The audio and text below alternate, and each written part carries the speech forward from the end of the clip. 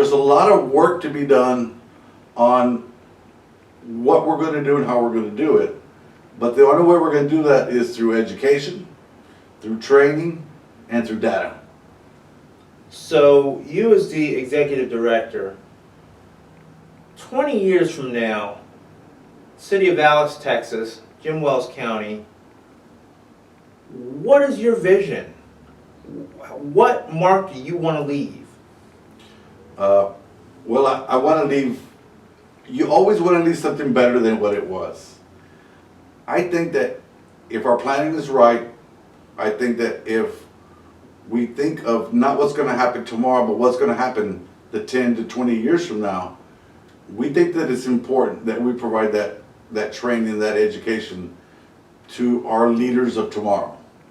So in anything that you do, whatever business that you have to have the foresight to be able to look the 20 years ahead and say, this is what these individuals did then, this is what they provided, and this is what transpired out of it.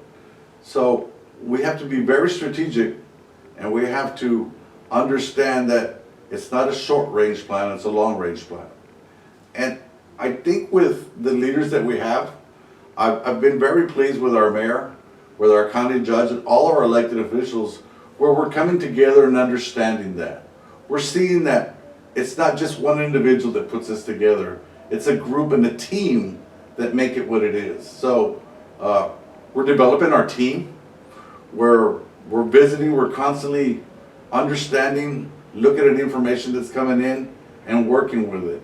But like you said, 20 years from now, what do we want those results to be?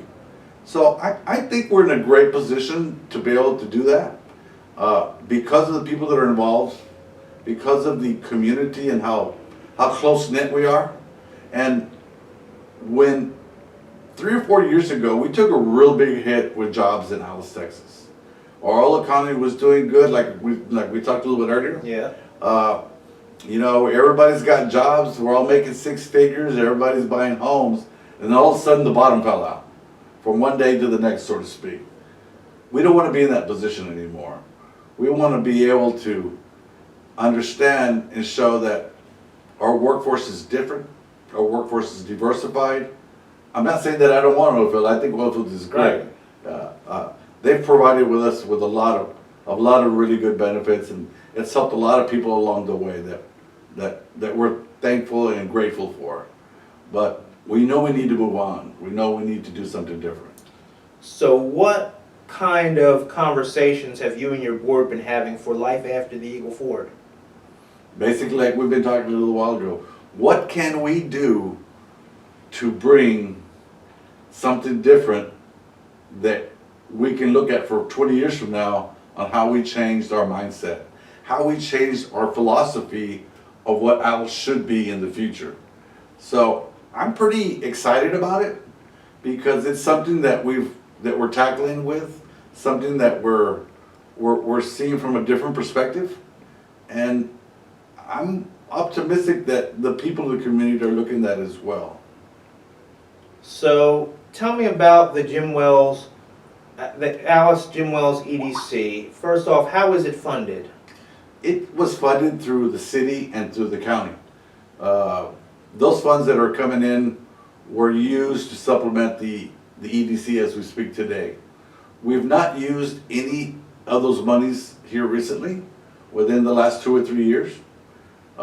The position has been dormant for about 1.5 years. When I came on, that position wasn't filled. So right now, the funding that comes in is basically from the county and the city. Over the last 1.5 or 2 years, we've not taken any money from them at all. But we do want to look at different ways in how we attract that revenue.